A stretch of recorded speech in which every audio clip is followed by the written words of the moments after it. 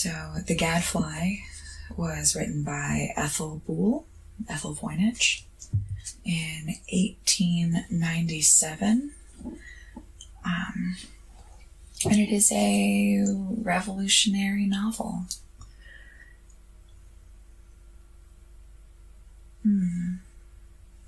So, let's read it.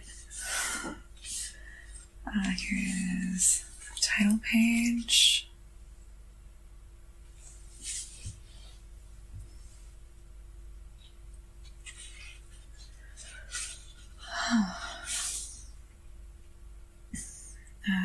Let's see. Author's preface. My most cordial thanks are due to the many persons who helped me collect in Italy the materials for this story. I am especially indebted to the officials of the Marsulliana Library of Florence and the State Archives and Civic Museum of Bologna for their courtesy and kindness. Part 1. The Gadfly, Part 1, Chapter 1. Arthur sat in the library of the Theological Seminary at Pisa, looking through the pile of manuscript sermons. It was a hot evening in June, and the windows stood wide open, with the shutters half closed for coolness. The Father Director, Canon Montanelli, paused a moment in his writing to glance lovingly at the black head bent over the papers.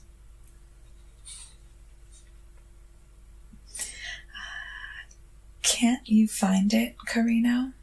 Never mind, I must rewrite the passage. Possibly it has got torn up, and I have kept you all this time for nothing. Montanelli's voice was rather low, but full and resonant, with a silvery purity of tone that gave to his speech a peculiar charm. It was a voice of a born orator, rich in possible modulations. When he spoke to Arthur, its note was always that of a caress. No, Padre, I must find it. I'm sure you put it here. You will never make it the same by rewriting.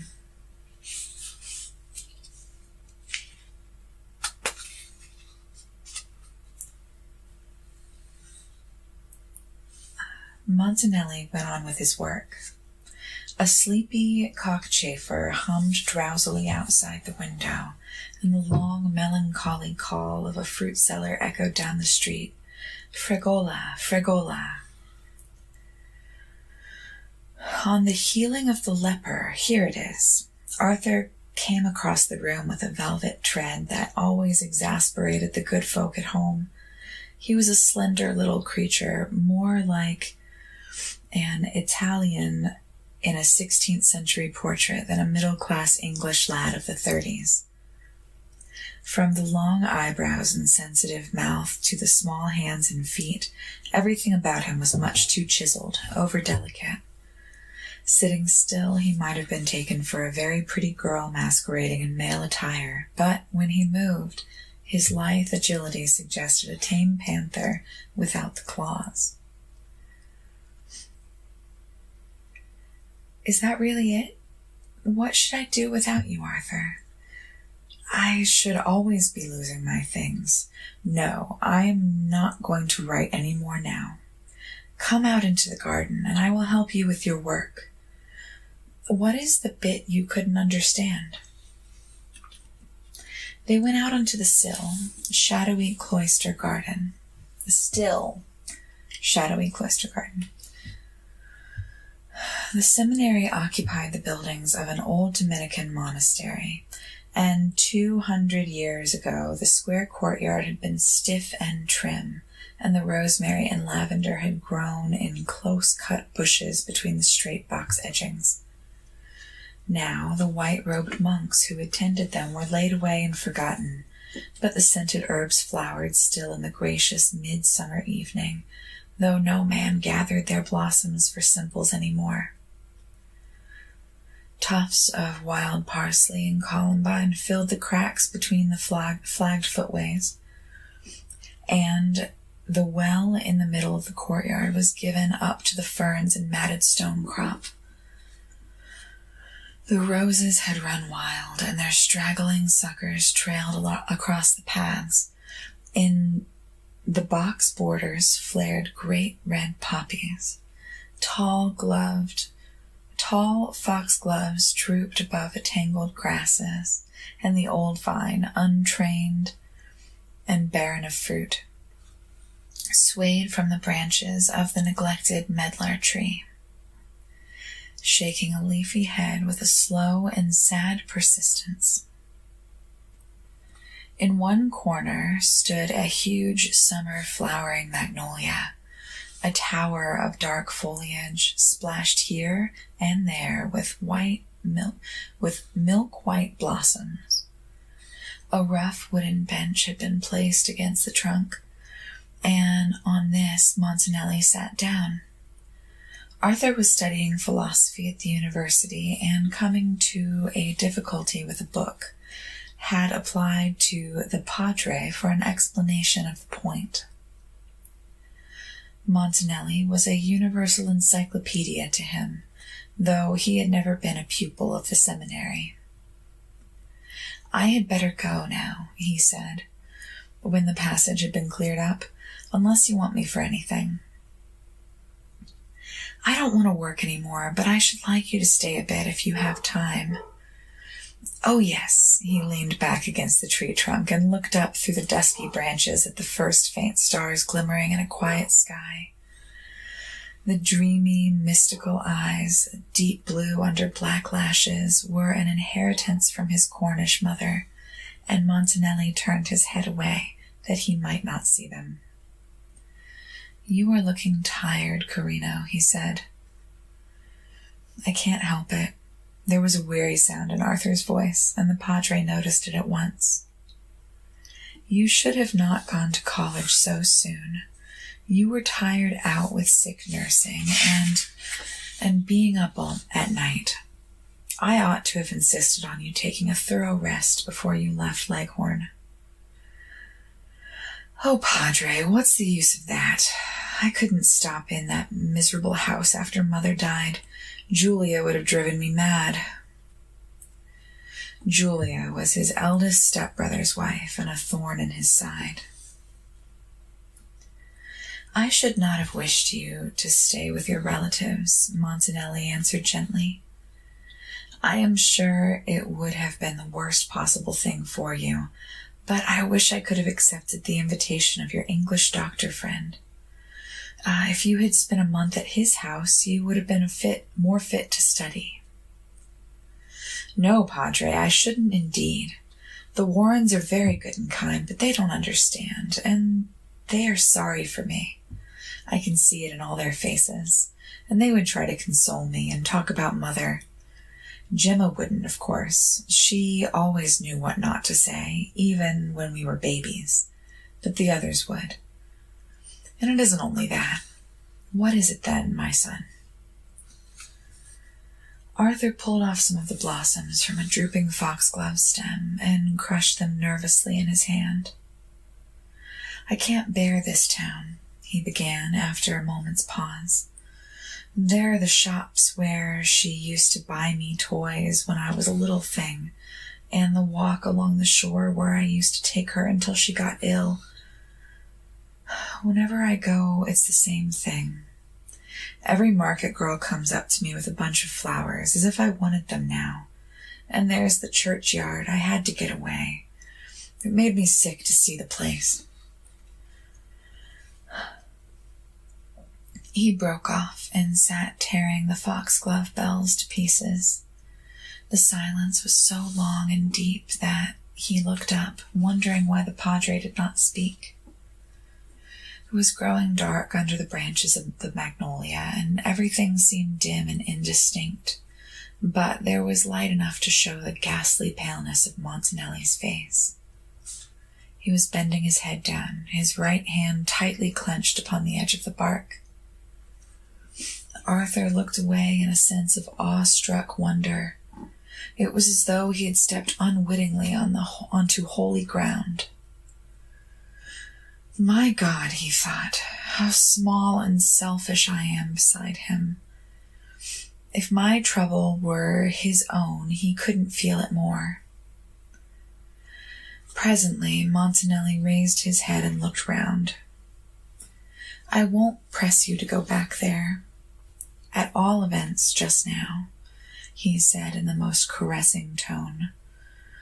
But you must promise me to take a thorough rest when your vacation begins this summer.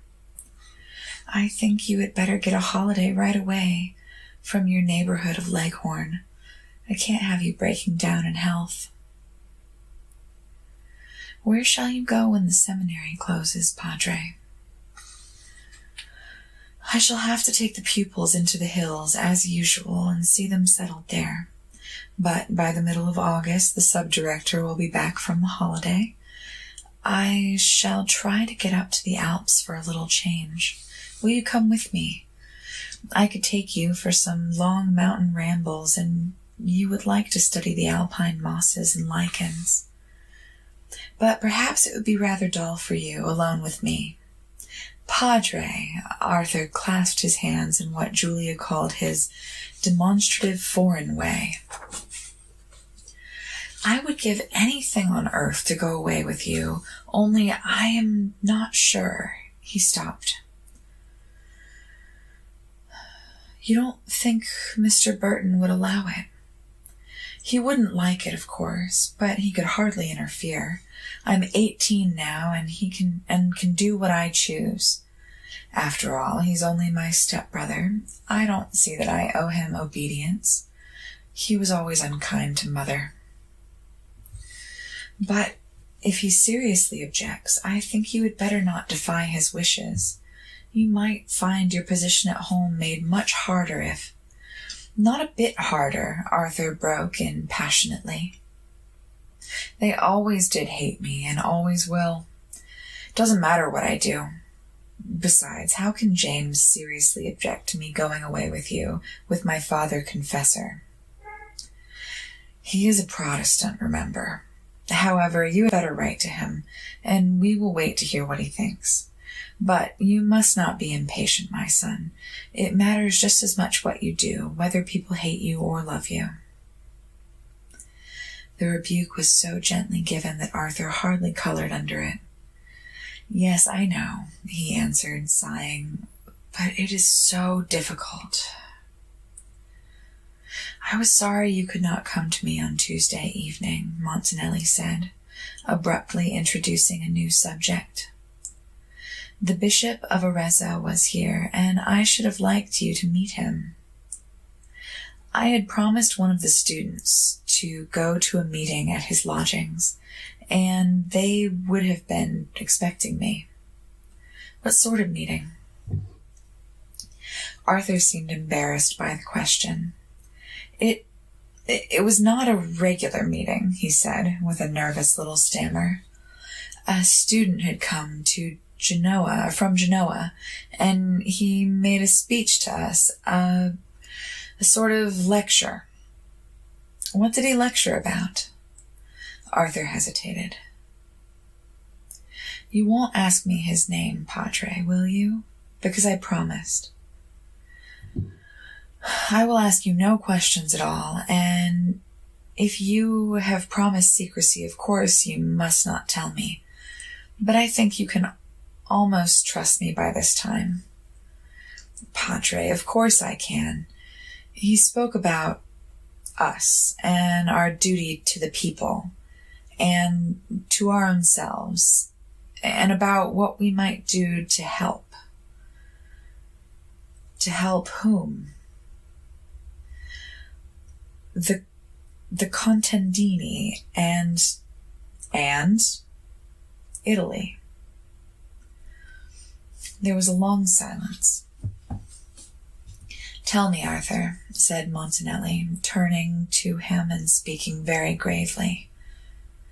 How long have you been thinking about this? Since last winter, before your mother's death? And did she know of it? No, I didn't care about it then. And now you care about it? Arthur pulled another handful of bells off the foxglove. It was this way, Padre, he began, with his eyes on the ground. When I was preparing for the entrance examination last autumn, I got to know a good many of the students. You remember? Well, some of them began to talk to me about all these things and lent me books, but I didn't care much about it. I always wanted to get home to Mother, get home quick. You see, she was quite alone among them, all in that dungeon of a house, and Julia's tongue was enough to kill her. Then, in the winter, when she got so ill, I forgot all about the students and their books. And then, I left coming to Pisa altogether.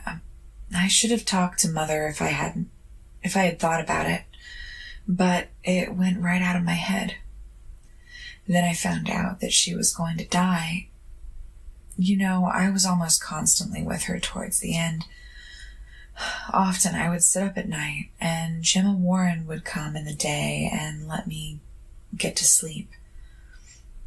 Well, it was in those long nights I got thinking about the books and about what the students had said, and wondering whether they were right or whether they were right, and what our Lord would have said about it all. Did you ask him? Montanelli's voice was not quite steady. Often, Padre.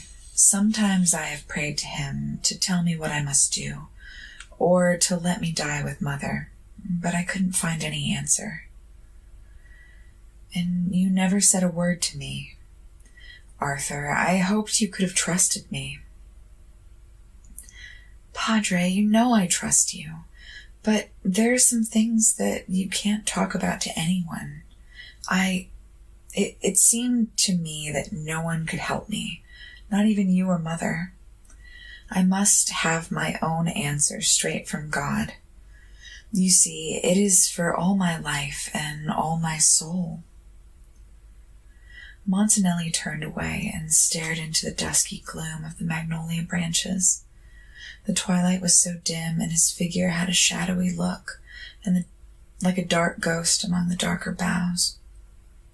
And then, he asked slowly, and then she died. I had been up the last 3 nights with her. He broke off and paused a moment, but Montanelli did not move. In those 2 days before they buried her, Arthur went on in a lower voice, I couldn't think about anything. And then after the funeral, I was ill, you remember. I couldn't come to the confession. Yes, I remember. Well, in the night, I got up and went into Mother's room. It was all empty. There was only the great crucifix in the alcove. And I thought perhaps God would help me. I knelt down when I came to my senses. I knelt down and waited all night.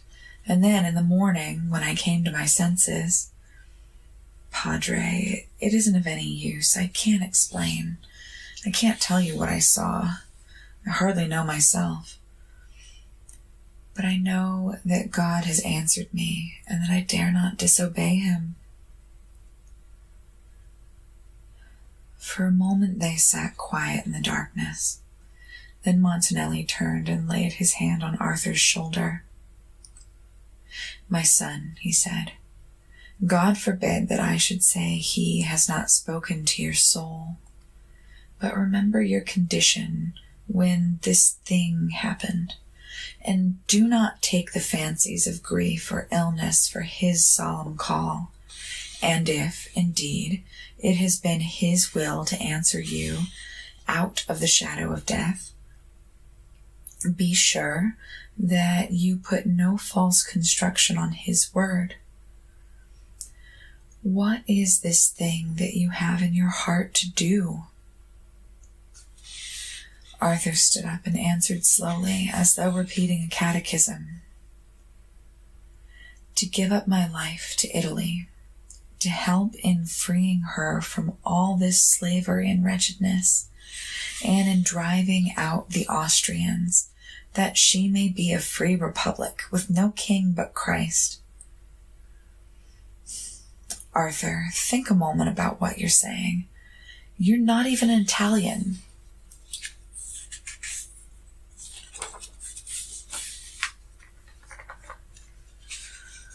That makes no difference. I am myself. I have seen this thing, and I belong to it. There was silence again. You spoke just now of what Christ would have said, Montanelli began slowly, but Arthur interrupted him. Christ said, "He that loseth his life for my sake shall find it." Montanelli leaned his arm against a branch and shaded his eyes with one hand. "Sit down a moment, my son," he said at last. Arthur sat down, and the padre took both his hands in a strong and steady clasp. "I cannot argue with you tonight," he said. "This has come upon me so suddenly. I had not thought. I must have some time to think it over. Later on we will talk more definitely. But for just now, I want you to remember one thing. If you get into trouble over this, if you die, you will break my heart." "Padre." "No, let me finish what I have to say. I told you once that I have no one in the world but you. I think you do not fully understand what that means. It is difficult when one is so young. At your age, I should not have understood. Arthur, you are as my own son to me. Do you see? You are the light in my eyes and the desire of my heart. I would die to keep you from making a false step and ruining your life. But there is nothing I can do. I don't ask you to make any promises to me. I only ask that you remember this, and to be careful. Think well before you take an irrevocable step, for my sake, if not for the sake of your mother in heaven. I will think, and, Padre, pray for me, and for Italy." He knelt down in silence, and in silence Montanelli laid his hand on the bent head. A moment later, Arthur rose, kissed the hand, and went softly away across the dewy grass. Montanelli sat alone among the magnolia trees, looking straight before him into the blackness. "It is the vengeance of God that has fallen upon me," he thought, "and as it fell upon David, I, that have defied his sanctuary and taken the body of the Lord into polluted hands, he has been very patient with me, and now it is come. For thou didst it secretly, but I will do this thing before all Israel, and before the sun. The child that is born unto thee shall surely die.